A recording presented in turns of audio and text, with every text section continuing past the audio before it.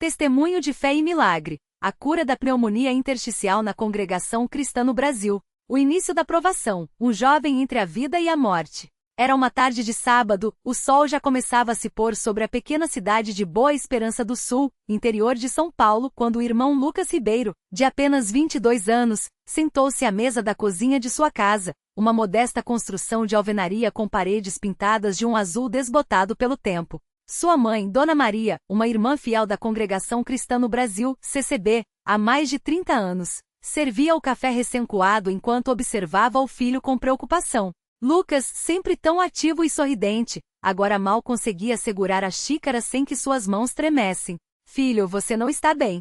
Seu rosto está pálido e essa tosse, já faz dias que não passa, disse Dona Maria, passando a mão sobre a testa do jovem, que ardia em febre. É só um resfriado forte, mãe. Amanhã eu melhoro, respondeu Lucas, forçando um sorriso, mas a dor no peito era tão intensa que cada palavra saía entrecortada. No entanto, Dona Maria conhecia aquele olhar. Era o mesmo que seu marido, seu Antônio, tivera anos antes, quando uma pneumonia quase o levará. Com o coração apertado, ela pegou o telefone e ligou para o irmão Paulo, o ancião da congregação local, um homem de barba branca e voz serena, conhecido por sua fé inabalável. Irmão Paulo, é Maria. Meu filho está muito doente. A tosse não passa, ele não consegue respirar direito. Tenho medo que seja algo sério. Do outro lado da linha, o ancião ouviu em silêncio, depois respondeu com calma. Irmã, traga-o para a reunião hoje à noite. O Senhor é nosso médico. Se for da sua vontade, ele há de curar. A descoberta da doença, um diagnóstico devastador. Naquela mesma noite, antes da reunião, Dona Maria insistiu para que Lucas fosse ao pronto-socorro municipal. O médico, após exames e uma tomografia, olhou-os com gravidade. Senhora, seu filho tem uma pneumonia intersticial bilateral. É uma inflamação grave nos pulmões e, pelo estado avançado, ele precisa ser internado imediatamente. Se não tratar, pode evoluir para uma insuficiência respiratória. As palavras ecoaram como um trovão nos ouvidos de Dona Maria. Pneumonia intersticial? Ela mal conseguia pronunciar o nome. O médico explicou que era uma doença rara, de difícil tratamento, e que muitos pacientes precisavam de oxigênio constante e até transplante de pulmão em casos extremos. Lucas, mesmo fraco, tentou acalmar a mãe. Não se preocupe, mãe. Deus está no controle. Mas internamente o medo o consumia. Ele lembrava das histórias que ouvia na congregação, milagres de cura, pessoas que foram levantadas de camas de hospital após orações fervorosas. Seria ele digno de um milagre?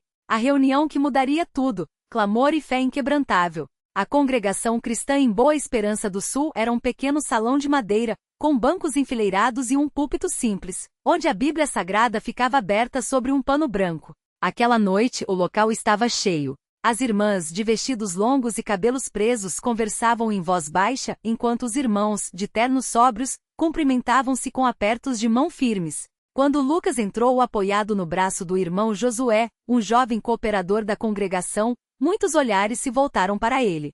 Seu rosto estava abatido, os lábios arroxeados pela falta de oxigênio. Dona Maria, com lágrimas nos olhos, conduziu-o até um banco na frente, perto do púlpito. O irmão Paulo subiu para iniciar a reunião.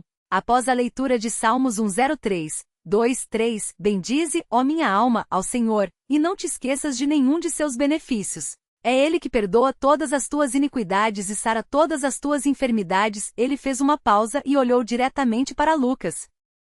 Meus amados, hoje temos entre nós um irmão que está passando por uma prova difícil. Mas lembre-se, Deus não muda. Ele é o mesmo que curou o paralítico, que ressuscitou Lázaro, que abriu os olhos do cego. Se ele fez antes, pode fazer novamente. Um murmúrio de amém percorreu o salão. Então, o irmão Paulo convidou os presentes a orarem em silêncio. O ambiente ficou tão quieto que se podia ouvir o choro abafado de algumas irmãs. Lucas fechou os olhos, sentindo o peso da doença, mas também uma paz estranha invadiu seu coração. De repente, o irmão Mateus, um homem de voz potente, levantou-se e começou a clamar em alta voz. Ó Deus Todo-Poderoso, olha para este teu servo. Ele é jovem, tem uma vida pela frente, uma família que o ama. Se é da tua vontade, toca-o agora mesmo. Expulsa esta enfermidade, como expulsaste a febre de Pedro. Em nome de Jesus, cura-o. O salão inteiro ecoou com gritos de glória a Deus, e orações em línguas desconhecidas. Lucas sentiu algo quente percorrer seu corpo, como se uma corrente elétrica o atravessasse. Sua respiração, antes ofegante, começou a ficar mais leve. O milagre, estou curado. Após cerca de 40 minutos de oração intensiva, o irmão Paulo pediu que Lucas se levantasse. Com lágrimas nos olhos, o jovem tentou se erguer, e para sua surpresa, conseguiu respirar profundamente sem dor. Irmãos, eu sinto que estou melhor, gaguejou, olhando ao redor com incredulidade. Dona Maria correu para abraçá-lo, enquanto as irmãs cantavam hinos de gratidão. O irmão Paulo, com voz emocionada, declarou: "O Senhor operou aqui hoje. Esta é uma prova viva de que Ele ouve nossas orações." Mas o verdadeiro teste viria nos dias seguintes. A confirmação médica: seus pulmões estão normais. Na segunda-feira, Lucas retornou ao médico, desta vez acompanhado pelo irmão Paulo e por Dona Maria. O pneumologista cético pediu novos exames. "Vocês acreditam mesmo que uma oração curou uma pneumonia intersticial?" perguntou o médico enquanto analisava os resultados. Quando os exames voltaram, seu rosto mudou. Isso não faz sentido. Os infiltrados nos pulmões desapareceram. Sua saturação está em 98%. É como se você nunca tivesse tido a doença. O irmão Paulo sorriu e respondeu: "Doutor, para Deus, nada é impossível." O médico, embora não fosse crente, balançou a cabeça, impressionado. "Bem, continuem fazendo o que estiverem fazendo." O impacto na congregação, um testemunho que fortaleceu a fé. A notícia da cura de Lucas se espalhou como fogo entre as congregações da região. Irmãos de Ribeirão Preto, São Carlos e Araraquara vieram conhecer o jovem que havia sido levantado por Deus. Em uma reunião de testemunhos, Lucas subiu ao púlpito pela primeira vez. Com voz firme contou: "Eu senti o poder de Deus naquele salão. Não foi medicina, não foi sorte. Foi Jesus Cristo quem me curou. E se Ele fez por mim, pode fazer por qualquer um aqui." Muitos choraram. Alguns, que estavam doentes, se levantaram pedindo oração. Uma irmã, Dona Rosa, que sofria de artrite severa, testificou semanas depois que, após aquelas orações, conseguiu mover as mãos sem dor. O irmão Paulo sempre lembrava: Deus não faz acepção de pessoas. Se curou Lucas, foi para a glória do seu nome e para que muitos crescem. A vida após o milagre, um chamado para servir. Lucas não voltou a ser o mesmo. Antes era um jovem comum, que ia às reuniões por obrigação.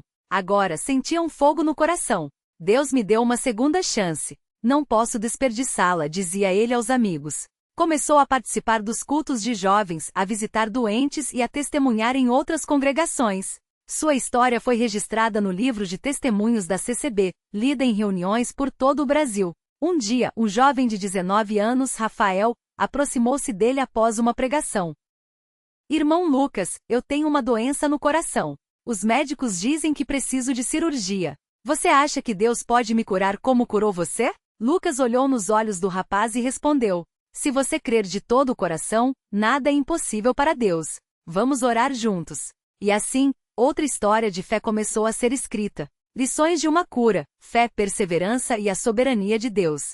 Este testemunho não é apenas sobre um milagre físico, mas sobre a fé que move montanhas. Dona Maria não desistiu, mesmo quando os médicos disseram que não havia esperança. 2. A importância da congregação foi no meio dos irmãos, em oração unânime, que a cura aconteceu. 3. Deus escolhe o tempo e a maneira. Lucas poderia ter sido curado no hospital, mas Deus quis que fosse na reunião, para que muitos vissem e crescem. 4. A cura tem um propósito. Lucas não foi curado apenas para si, mas para ser uma luz para outros.